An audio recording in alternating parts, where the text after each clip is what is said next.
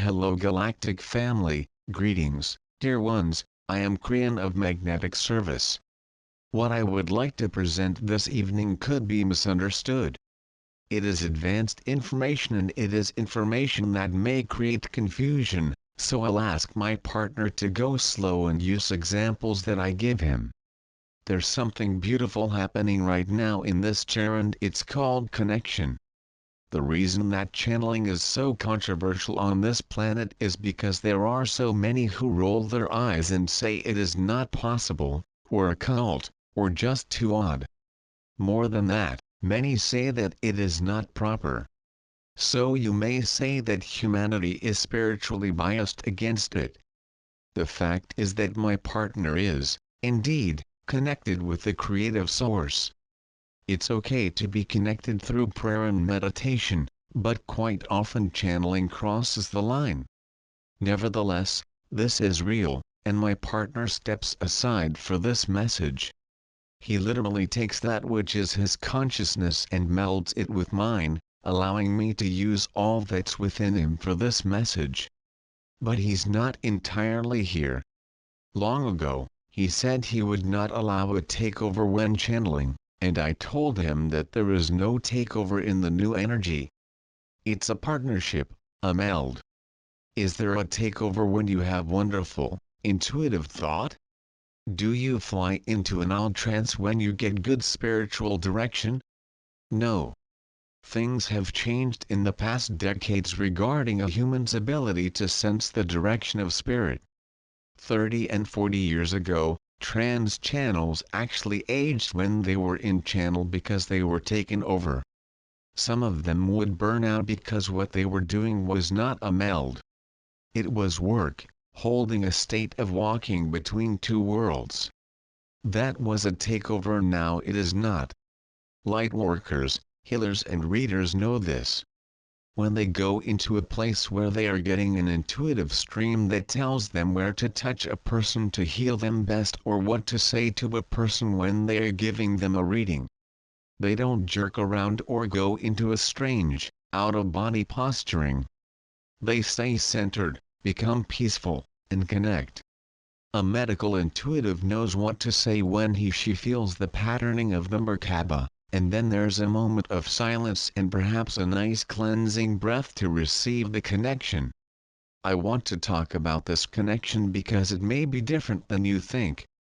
Things are getting more sophisticated regarding your connection to spirit. Esoteric things are getting to the point where discernment is going to be needed at every juncture to know that your connection is pure. Inside of you, dear ones, in every piece and part of your cellular structure, there is this tiny DNA molecule that we speak about all the time. When we wrote the book The 12 Layers of DNA, we spoke of this. Inside you, at some level that cannot be chemically measured, there is a part of the very creative source of everything. It is God in you, which is bigger than you think. The evidence of this is in past civilizations. For as far back as you go, the ancients believed there was something bigger than themselves somehow within each of them. Many attributed it to Gaia, and they were partially correct. They felt there was some kind of a creator somewhere, and there was all manner of belief and all manner of worship of the source. However, the thing they all had in common was that they intuitively knew they were part of something larger. So what I am establishing again is that inside of you within your DNA there is what we would call the spiritual component that creates intuition that there is, indeed, a creative source. This intuitive understanding is responsible for the creation of all the belief systems on the planet. Think about it. Humanity doesn't have any trouble with believing in God. Those who don't believe in God are a tiny minority. Most of the planet knows about the one God. So this is something intrinsic and intuitive to humanity in general, and it happens inside each of you. Dear ones, this intuition is starting to grow and change. The God within idea is starting to become more elegant in certain ways, and more misunderstood in others. What I mean by this is that this Earth of yours and this humanity of yours is starting to shift, and it's affecting not just Lightworkers, not just old souls, but all of humanity. With the changing of the magnetic grid of this planet, and with the fact that your solar system is literally moving into a new place around the galaxy, a new area, it is filled with energies you never saw before. It changes everything. It changes the heliosphere of your sun and, therefore, it affects your magnetic grid. Some are looking at this and see some new radiations that they are actually afraid of. Seen any differences in the behavior of your sun recently? It may not be holding to the exact radiance patterns that it has in the past. All of these things represent a confluence of energy that is going to change humanity. It's going to influence the way you think and the way you feel. It's going to expand ideas and perceptions, and also affect the spiritual biases that humanity has carried for eons now. The old souls, the ones who have been there and done it for lifetimes, the experienced ones, are the ones who understand why this is happening. You are the ones who will be the future teachers as those around you come to you at work and play, or in a family, and ask you about how you are able to remain peaceful or joyful. You are the ones. It's why you're listening to this channel. It's a task that won't be difficult if you are out of fear, but I want you to understand the connection because there's going to be what we will call some puzzles. Dear ones, part of your DNA is multidimensional. This isn't really that controversial. My partner has reported facts regarding some quantum biologists who know about this and who continue to study it. Indeed, part of DNA is more than you think. It's been shown and proven in experiments that DNA is not just chemistry. There is positive evidence that shows the very presence of DNA in a controlled experiment will change the spin of an atomic particle within a quantum field. That tells the scientists that there is a cause and effect action that's quantum, and that DNA must, therefore, be a small quantum source. The last time we were together, I gave you information in a channel that said, you cannot see quantum action without having a quantum source. So if you are going to have a beautiful, new quantum invention, it must be developed from a quantum source. You cannot have a 3D source create a quantum effect. Now, what that boils down to in summary today is that your DNA has a quantum attribute, so it qualifies as a source for quantum changes. Your consciousness is part of your DNA. Human consciousness is starting to grow up and you're going to start doing things with your consciousness that will startle others. The first is the ability to youth and to cure disease, mostly within your own bodies.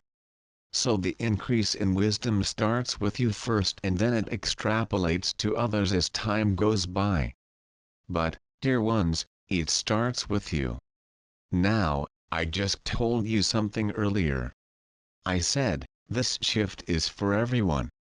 I'm also going to mention that these changes are slow and may not be immediately obvious. But when you start having better intuition and start using better solutions to everyday issues, people will come up to you and ask how you figured it out, and you'll have no answer. It's new intuition, and it starts mostly within old souls. I want to use an example, and it's a metaphor. This example is going to be about one of your favorite mammals, a whale. Whales navigate to their breeding spots and their feeding grounds with magnetics. In the whale system, there's something called magnetite. It interfaces with their consciousness and their brains to become an intuitive direction finder. They've got an internal compass, but whales don't know that. They just go with their intuition. To prove this to you, I take you back 20 years. You might remember that many whales were beaching themselves on a regular basis, even some of them on this very coast, east coast of USA, and it was a concern to many. The odd thing about it was that they would resist being saved. a whale would beach itself and then be pulled by the tail back into the open ocean. The release would create cheers all around from those in boats, only to have the whale re-beach itself.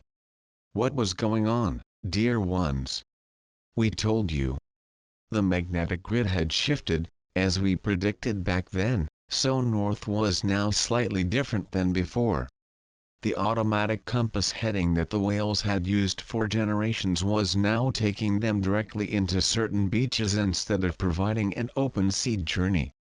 They were simply following the same magnetic lines of influence that they had always followed for generations. This also shows you just how much the magnetics moved in those years. It took a full generation or more for whales to understand that a new path was needed and go around. Today, they're not beaching themselves like they did then. Now why am I telling you this? Let's pretend for a moment that the whale had a little more intellect than you think, and that you might be able to interview it to find out what the whale thinks about and what might be going on in its mind. So let's interview Mr. Whale. What is it, Mr. Whale, that allows you to navigate to these feeding and breeding grounds all over the planet? You seem to know where you're going? And the whale might answer, I have no idea, little one. I just do it. Dear ones, if somebody asked how you know there is a God, what do you say? I just know, you might say. It's the same. It is intrinsic and instinctual. It's in your consciousness that the Creator is inside you. In order for you to understand this more, I have to tell you that there is literally a part of the Creator in you. It's not a remembrance or just a metaphoric silver cord that connects you. No, it's physical and quantumly in your DNA. That's why you feel so much like home when you connect. When you come to a place, dear ones, where you feel connected and the balance of the triad is working heart, pineal and brain, you are awakening to this part of your DNA and you suspend everything. You don't even age. You know the connection is real, and that's the time when you might sit and weep with joy that you have such a connection with everything. It's everything that you are. You are a part of creation and you know it.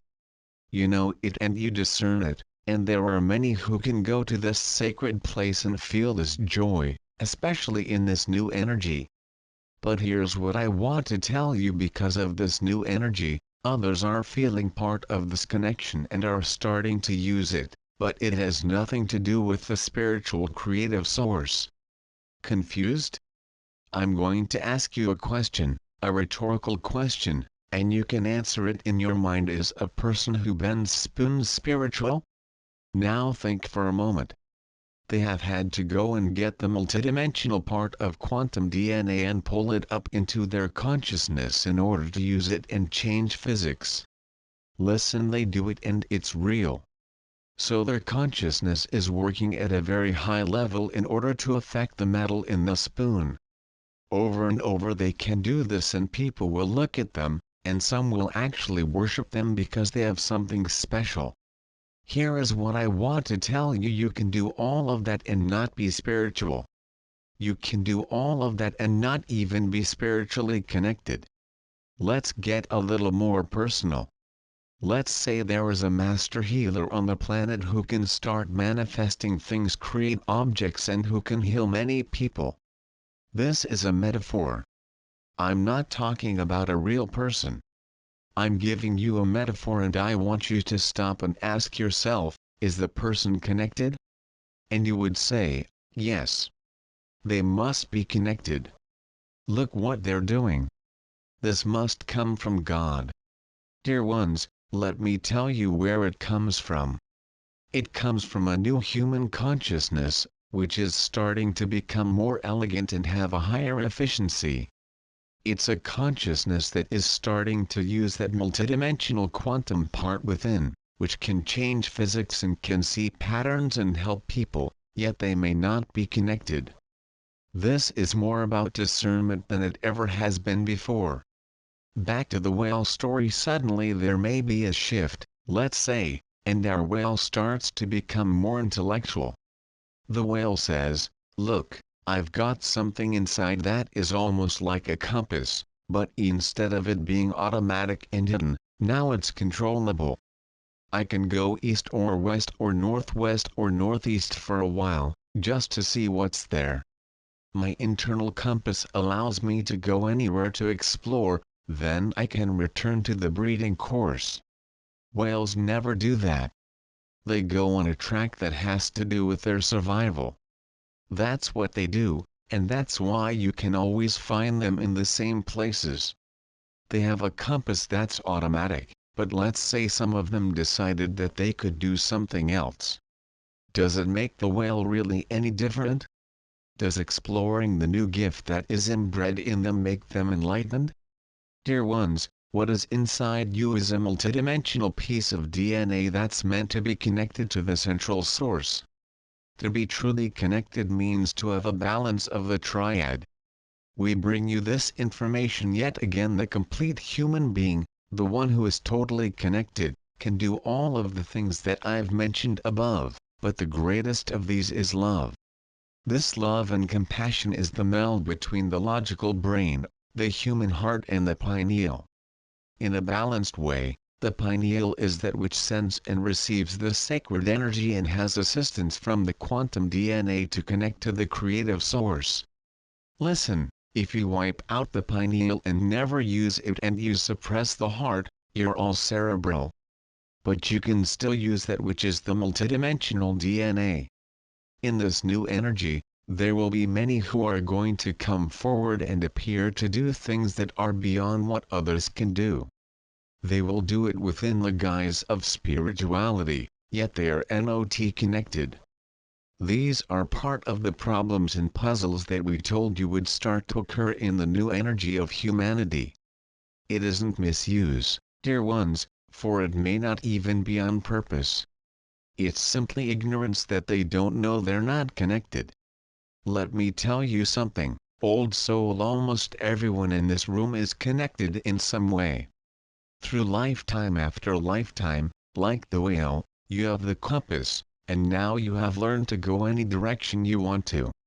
You learn to use the connection to enhance your life.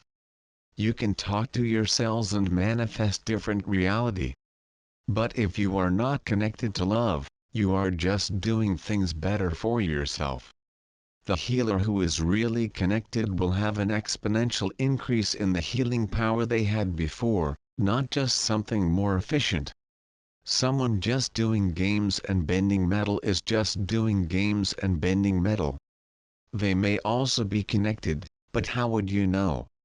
But the greatest of these is love. Dear ones, any connected person will show their benevolence, their joy, and their love and compassion for others.